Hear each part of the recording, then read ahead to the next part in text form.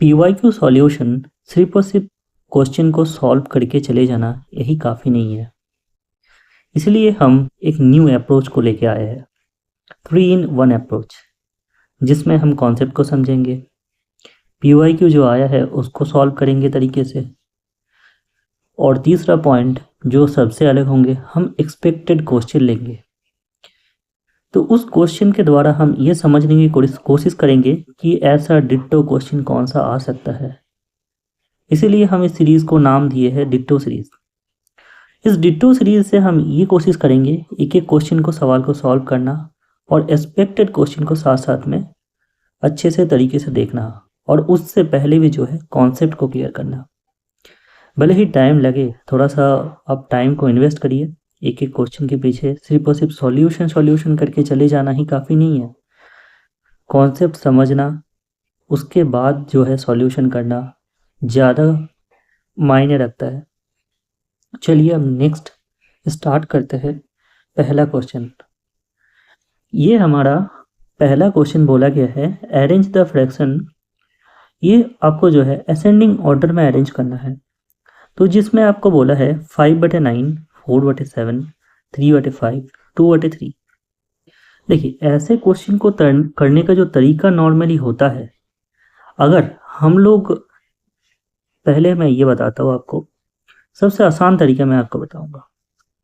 Percentage में आप लोग पढ़े होंगे फ्रैक्शन वैल्यूज़। उसी फ्रैक्शन वैल्यूज़ को मैंने फिर से यहाँ पे आप लोगों को दिखाने के लिए एक चार्ट के हिसाब से दिखाया है।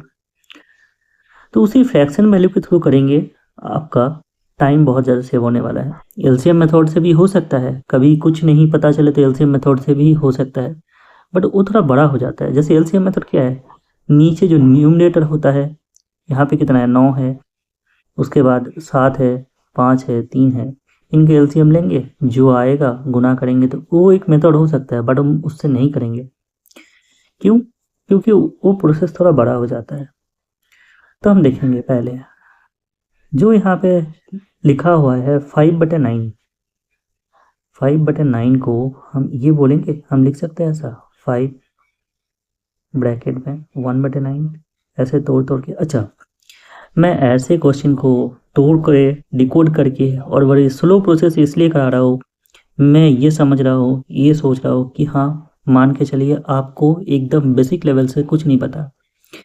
सिर्फ और सिर्फ हम यहाँ पे पीवाईक्यू सॉल्यूशन नहीं करने आए हैं, साथ में हम लोगों को कॉन्सेप्ट बेहतरीन तरीके से क्लियर करना है। तो पहला जो है 1/9 के मतलब आपको यहाँ पे क्या दिख रहा है, 11.11 होता है फ्रैक्शन वैल्यू। तो जब हम इसी चीज़ों को 5 के साथ गुना करेंगे 11.11 को, तो हमें क्या मिलेगा, 55.55। समझ में आया ये प्रोसेस? ऐसे ही जब हम 4/7 के साथ करेंगे, 3/5 के साथ करेंगे और 2/3 के साथ करेंगे, तो एक एक करके हमें पता चल जाएगा। तो अलग से मुझे एलसीएम लेके उसके बाद जो है कैलकुलेशन करने की, बड़ा करने की कोई ज़रूरत नहीं है। तो चलिए एक एक करके इसको करते हैं सॉल्यूशन। तो पहला हम 5/9 को लिए, तो वो आया मेरा 55/55। दूसरा, जैसे मैंने बोला था 4/7, 4 को हम साइड में रखेंगे, 1/7 मतलब क्या होता है, 14.28। उसको जब हम 4 से गुना करेंगे, 4 × 14 कितना होता है, 56, और 4 × 0.8 1.12, तो मतलब हो गया 57 पॉइंट आपका 12। 3 नंबर वाला जो है, ये तो बड़ी आसान है। 3/5 मतलब होता है 1/5 का वैल्यू कितना है, 20% है। 3 से गुना करेंगे तो 60% आ जाएगा। 4 नंबर 1/3 जो है 33.33% का वैल्यू है। देखिए ये लिखा है 33.33%। ये हो गया 11 पॉइंट जो हमने लिखा है। उसके बाद हमने कौन सा लिखे थे, ये 1/7 वाला, तो 1/7 ये रह गया। अब देखते हैं 1/3 वाला जो है, तो 1/3 वाले का जो वैल्यू है हमारा 33.33, उसको हम जब 2 से गुना करेंगे कितना आएगा, 6.66 और 67, कैसे भी लिख सकते हैं। अब आपको यहाँ पे असेंडिंग ऑर्डर में सजाइए या फिर डिसेंडिंग ऑर्डर में सजाइए, क्वेश्चन में जैसे भी बोले होंगे तो वैसे तरीके से आप सजा सकते हैं। असेंडिंग में ऑर्डर मतलब क्या होता है, छोटे से बड़े की तरफ जाना। असेंडिंग होना मतलब बड़ा होना। तो सबसे छोटा कौन है, पहला वाला 5/9 जो है, उसके बाद बड़ा कौन सा है 57 पॉइंट, ये जो है इसका पहले मतलब 4/7। उसके बाद कौन सा है 60 मतलब 3/5। उसके बाद कौन सा है बताइए 2/, ये सेकेंड वाला ऑप्शन यहाँ से अच्छे तरीके से हमको समझ में आ गया कि हाँ ये वाला होंगे। ऐसे अप्रोच से करेंगे तो टाइम थोड़ा सेव होगा, एलसीएम मेथड को अवॉइड ही करिएगा। नेक्स्ट जो है ये बोला है सिंप्लीफाई करना है इसको। सिंप्लीफाई करने का जो तरीका होता है, इसको भी ऐसे सिंप्लीफाई बिना देखे बिना करे ऐसे बस बस बहुत सारे ऐसे होंगे आप लोगों में से, तरीका ऐसे बोलेंगे कि हाँ ये जो इसको मुझे तोड़ना है तो हम 5/2 लिखेंगे। उसके बाद दशमी को हटा के ये करेंगे बहुत सारे ऐसे वाला, और ये लिखेंगे ऐसे। उसके बाद एलसीएम लेंगे मेथड, बट ये मेथड से आप करने जाएंगे तो थोड़ा टाइम बहुत ज़्यादा मुझे लगता है कंज्यूम होंगे, तो ऐसे मेथड से थोड़ा बच के रखिए, इसको अवॉइड करिएगा। तो हमें अच्छे तरीके से देखना है ये जो 2/1 है इसका मतलब क्या है, लिख सकते हैं इसको हम 2/5 या नहीं लिख सकते, बताइए कैसे होगा। 2 तो अपने जगह में है, 1/2 मतलब होता है 0.5, वही मैंने लिखा है और कुछ नहीं किया। 3.6 ऐड करिए इसको, कितना होगा 1 और ये 6, दशमी को बैठ गया, इसमें हटा दीजिए आराम से 2 4 पॉइंट, हो गया आंसर। बड़े अच्छे से आंसर आ जाएंगे, ऐसे तरीके से करेंगे तो अच्छा लगेगा। फिलहाल ये तो अभी जो 2 क्वेश्चन करे हैं थोड़ा आसान तरीके से था, तो इसलिए कोई दिक्कत नहीं है। नेक्स्ट जो है सवाल हम बढ़ते हैं, ये देखिए ये बॉडमास का जो रूल है इसको बड़े तरीके से बहुत बार क्वेश्चन में आते रहते हैं, रेलवे में भी बोलिए या फिर जैसे सीजीएल में। तो हम सिर्फ ऐसे देखते हैं VODMAS, एक चीज़ और होता है पता है, वी बॉडमास। एक्चुअली वी का जो होता है ये बार होता है, बी फॉर ब्रैकेट होता है, ओ फॉर क्या होता है ऑफ होता है, डी फॉर बताइए क्या होता है, उसके बाद M for multiplication, D for division होता है, ए फॉर एडिशन होता है, एस फॉर सब्सट्रैक्शन। तो ये हो गया ये multiplication, D for division, of ये ओ फॉर जो है ऑफ लिखा होगा, बी फॉर जो है यहाँ पे ब्रैकेट होंगे, चाहे फर्स्ट ब्रैकेट हो चाहे मतलब कोई सा भी ब्रैकेट हो, थर्ड हो फर्स्ट हो सेकंड हो। और वी फॉर बार, बार मतलब क्या जो ऊपर रहता है, जैसे मान के चलिए 3 × 5 है, तो ये ऐसा साइन देके हम जिसको रहते हैं उसको बार बोलेंगे।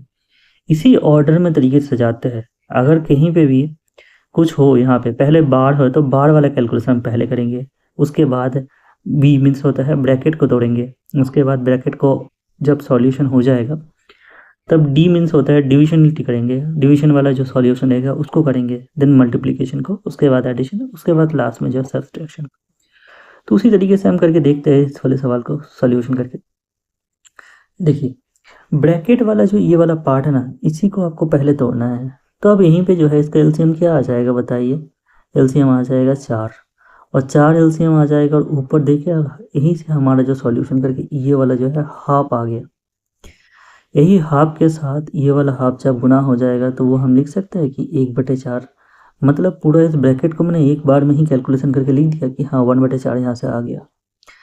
अब मुझे इसको ये करना है कि 1/3 को इससे जो माइनस करना है, यहाँ से जो पूरा पूरा सॉल्यूशन आया वो मेरा 1/4 आया। अब जो है इससे माइनस करेंगे तो कितना आएगा 12 होगा, और ऊपर अब 4 माइनस 3, तो फिर क्या बचा रहेगा 1/12।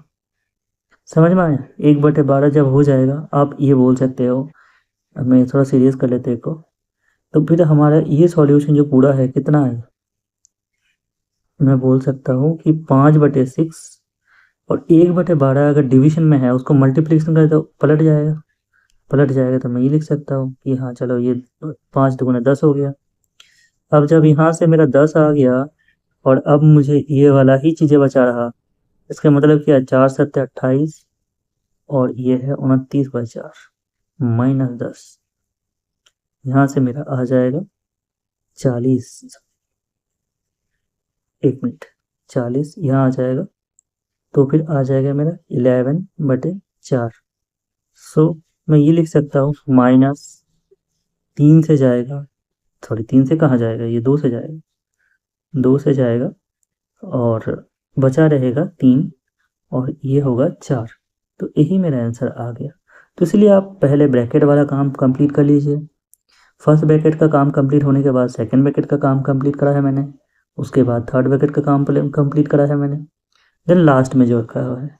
तो समझ में आया अच्छे से कि नहीं आया मुझे बताइए। तो आंसर कौन सा हो गया, ये वाला। चलिए नेक्स्ट बढ़ते हैं, ये वाला क्वेश्चन। ये क्वेश्चन थोड़ा अच्छा क्वेश्चन है, मैं मानता हूँ कि ये बढ़िया क्वेश्चन है। कि कुछ सॉफ्टवेयर इंजीनियर है यहाँ पे, उनमें से कुछ पाइथन जानते हैं और कुछ जावा जानते हैं।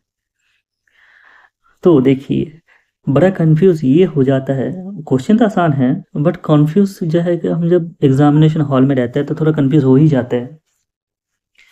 तो जैसे यहाँ पे पाइथन प्रोफिशिएंसी क्या है, 50। और एक्चुअली पाइथन एंड जावा जो है दोनों को मिला के जो है ये 50, ठीक है। मतलब मैं ये मान के चलता हूँ, ऐसा है, मान के चलिए राम है, शाम है और नितिन है। राम को जो है पाइथन आता है, नितिन को जो है जावा आता है, शाम को पता है क्या आता है, दोनों आता है। यही चीजें यहाँ पे बोल के रखा है कि राम जो है पाइथन आता है, नितिन जो है जावा आता है और शाम को जो है दोनों आता है। तो ऐसे ही आपको जब दे रखा है क्वेश्चन, देखिए पाइथन एंड जावा जो है 50 है, मैं मान के चलता हूँ। तो मैं ये लिखूंगा कि पाइथन एंड यहाँ पे लिखूंगा जावा। ओनली पाइथन कितने को आता है, 70 लोगों को। ओनली जावा कितने लोगों को आता है, 60 लोगों को। अच्छा, ये 50 जो है, मैं अगर बोलूँ मैं जावा को थोड़ी देर के लिए अब जावा को देखिए ही मत, पाइथन को देखो। मैं बोल सकता हूँ कि हाँ ये 50 लोग मैं अगर इस पाइथन के साथ ऐड कर दूँ तो वो भी जो है पाइथन का काम कर सकता है। क्यों, क्योंकि उसको पाइथन भी आता है, जावा भी आता है। वैसे ही एक बार पाइथन को भूल जाइए, मैं अगर बोलूँ कि हाँ एक दिन के लिए मैं अगर उन 50 लोगों को जावा में डाल दूँ तो वो जावा कर सकते हैं, क्योंकि उसको जावा भी आता है, पाइथन भी आता है। तो ओवरऑल कितने लोगों को जो है पाइथन आता है, 120 लोगों को। और जावा कितने लोगों को आता है, 110 लोगों को। तो ये जीरो कट जाएगा तो मेरा रेशियो आ जाएगा 12:11। तो यही जो है 12:11, यही मेरे आंसर होंगे। समझ में आया इस चीज़ को, अच्छे तरीके से समझ में आए होंगे। अच्छा, इसका एक्सपेक्टेड क्वेश्चन मैंने इसलिए नहीं लाया, ये नॉर्मल नॉर्मल क्वेश्चन था। बाकी जो मेरे को लगेगा जब कि हाँ एक्सपेक्टेड क्वेश्चन हो सकता है, मैं ज़रूर लेके आऊँगा। नेक्स्ट देखिए, ये पार्टनरशिप का क्वेश्चन है। मैं आपको पार्टनरशिप क्वेश्चन करने से पहले एक बात ज़रूर बता देता हूँ कि अरविंद, पहले क्वेश्चन को तो अच्छे से पढ़ लेते हैं उसके बाद मैं बताता हूँ। अरविंद एक बिजनेस स्टार्ट किए है 80,000 रुपये लेके, और आफ्टर 4 मंथ वैभव जो है वहाँ पे क्या करा है, ज्वाइन हुआ है 1,20,000 देके। उसके बाद जो है लास्ट जब 4 महीने रह गया है, मतलब कि the end of the 8th month of the Chandan join 1,60,000, मतलब 1,60,000। उसके बाद बोला है प्रॉफिट हुआ है 1,05,000 का। तो चंदन का पूछा है, देखिए मैं सिंपल तरीके से समझाता हूँ। एक आदमी है अरविंद, जो कि 80,000 दे के क्या करा है, बिजनेस स्टार्ट करा है। ये यहाँ पे क्या लिखा है, वैविन, अच्छा मैंने वैभव बोल दिया, या फिर वैविन होगा, नो प्रॉब्लम, नेम से लेके कोई मतलब नहीं है। तो वैविन जो है यहाँ पे 1,20,000 दिया है, कब, जब ऑलरेडी 4 मंथ बीत चुका है। तो आपको बस दिमाग में रखना है कि किसका पैसा कितना टाइम के लिए बिजनेस में रह रहा है। अरविंद जो है शुरू से लेके एंड तक, मतलब 12 महीने तक। वैभव का कितना होंगे, वैभव का होंगे 12, मतलब 4 महीने बाद से दिया है तो एंड ऑफ द जो है ईयर रहेगा तो कितना हो जाएगा, 8 महीने के लिए उसका पैसा बिजनेस में रहा है। वही चंदन का कितना रहा, वो तो ऑलरेडी 8 महीने के बाद में इन्वेस्ट किया है, तो 4 महीने के लिए उसका पैसा जो है बिजनेस में इन्वेस्ट रहेगा। आपको क्या करना है, शुरू में ही देख लेना है, काउंट कर लेना है जीरो कितना है, उस जीरो को काट दीजिए। पहले पहले तो लिखिए अरविंद के लिए ए लिखिए पहले, उसके बाद बी, उसके बाद सी। जीरो देखिए 80,000 का 4 जीरो है, 1,20,000 का भी 4 जीरो है, इसका भी 4 जीरो है। तो मैं डायरेक्ट ऐसा लिखूंगा 8, 12, और यहाँ पे ये लिखूंगा 16। इसको और काटेंगे 4 से, 2 3 4।